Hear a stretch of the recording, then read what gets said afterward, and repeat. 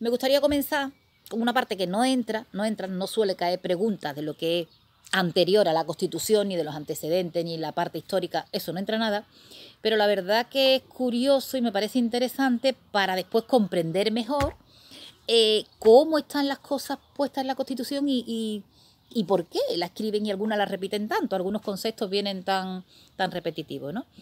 Y es porque yo creo que tenemos que comprender eso, de cuándo se hizo y de dónde viene la Constitución. O sea, que es que estamos así pero la Constitución sabemos que es del 78 y si paramos y pensamos bien, son 40 años ya lo que van, 42 para ser exacto, ¿vale? En 1978, en el 2018 hizo los 40 años la Constitución. Entonces, la Constitución es del 78 y Franco murió en el 1975. Del 75 al 78 hubo ahí un periodo de transición. Pasamos de lo que era la dictadura, el régimen franquista, a lo que es la democracia. Entonces, claro, daros cuenta el momento en el que se redacta y la importancia que se le da a la libertad, a la ideología, libertad de ideología, al pluralismo político. A ver, en el periodo con Franco lo que había eran las leyes fundamentales, 7 leyes fundamentales. Eso sí que vaya a entrar si queréis en internet y vaya a mirar leyes fundamentales y vaya a ver cómo son las leyes fundamentales, que es una ley de un régimen dictatorial. O sea, lo vaya a ver, porque es súper para quedarse planchado de piedra.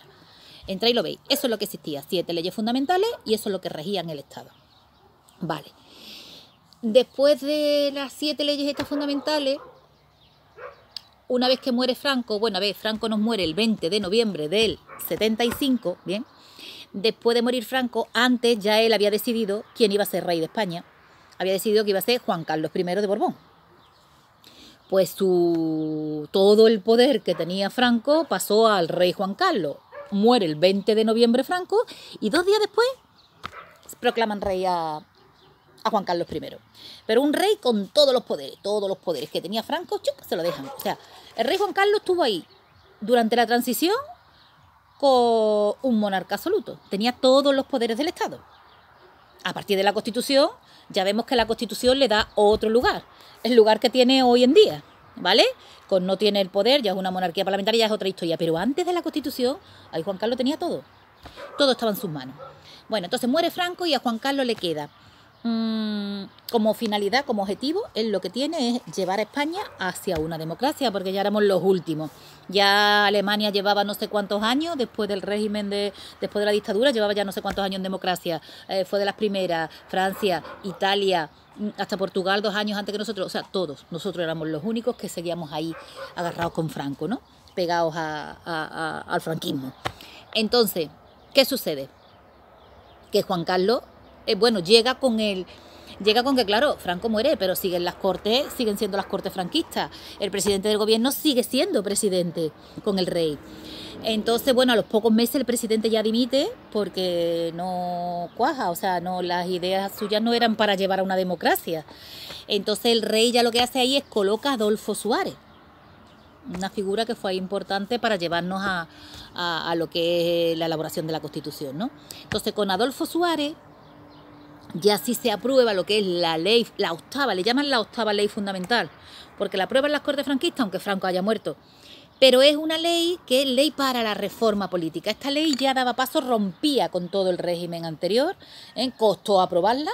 O sea, se vieron obligadas las Cortes a tener que aprobar esa ley, pero creo que por iniciativa o por voluntad propia, pues no creo que lo hicieran, porque eso rompía con todo lo anterior. Ahí ya se daba paso, se permitía lo que eran los partidos políticos, la pluralidad política, libertad ideológica. Ahí ya teníamos, bueno, se podían hacer ya las elecciones donde los propios ciudadanos íbamos a hacer, los españoles eligieron a las primeras Cortes Generales.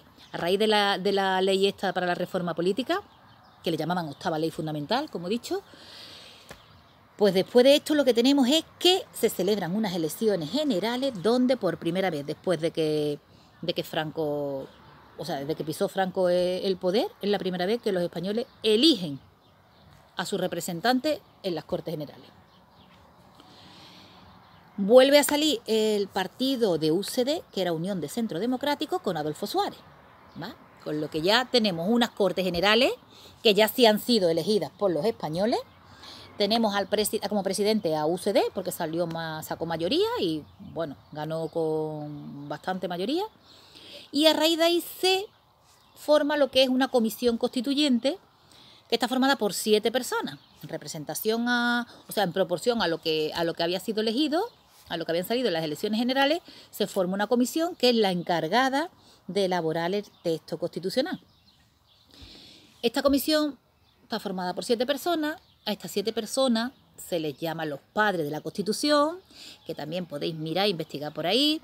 Algunos no, los 7 son súper conocidos. A mí así, Gregorio Pérez Barba, ¿os suena? Del Partido Socialista.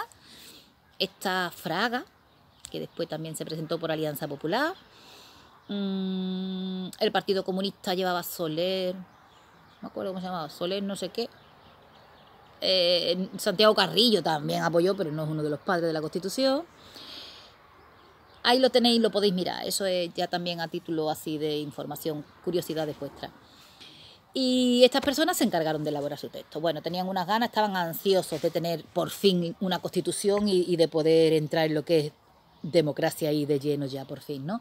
Entonces pues tenían reuniones, los parlamentarios estaban reunidos más que ahora con el estado que tenemos de igual, un poco parecido.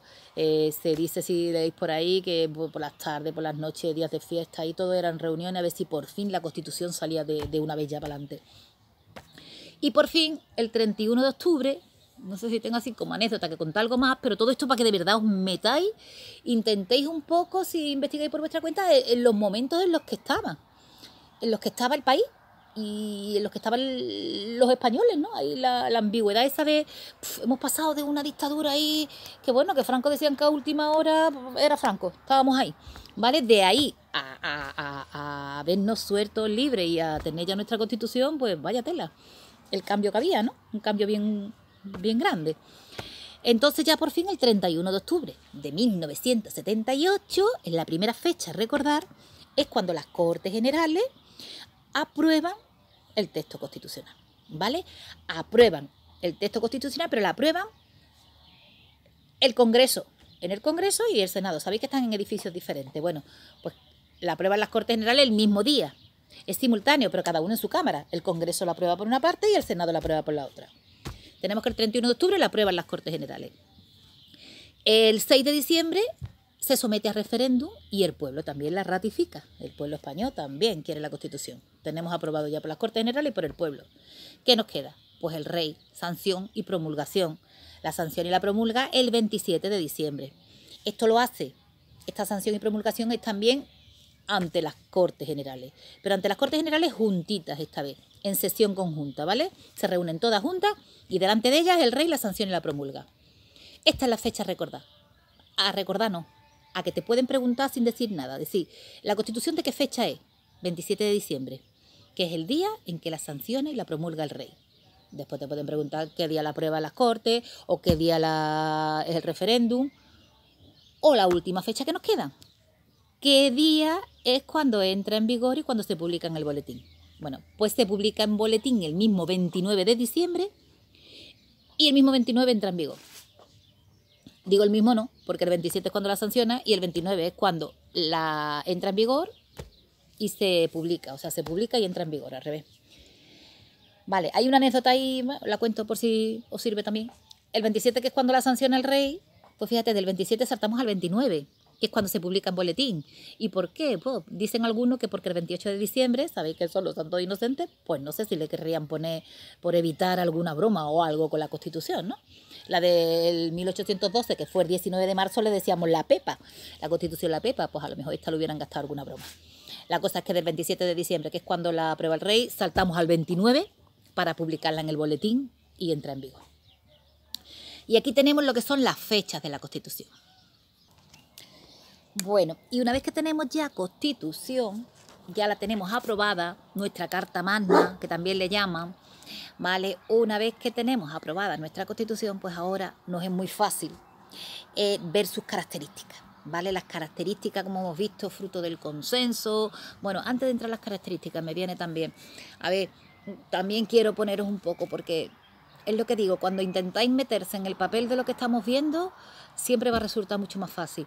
Fijaros la Constitución, después de 40 años, por todo lo que hemos pasado. 40 años. Ha habido, pues, imaginarse, cambios sociales y políticos, se ha ido adaptando. O sea, una constitución que lleva 40 años en vigor, se ha ido adaptando a todos los cambios. Hemos entrado en Europa con la constitución, cambios políticos, tecnológicos, sociales, toda la constitución ha estado ahí. Ha habido, y hay todavía, es cierto, la Constitución también, bueno, pues tenemos otros problemas también, no solo son todos ventajas, que sí que se ha ido adaptando muy bien a todos los cambios que hemos ido trayendo estos 40 años.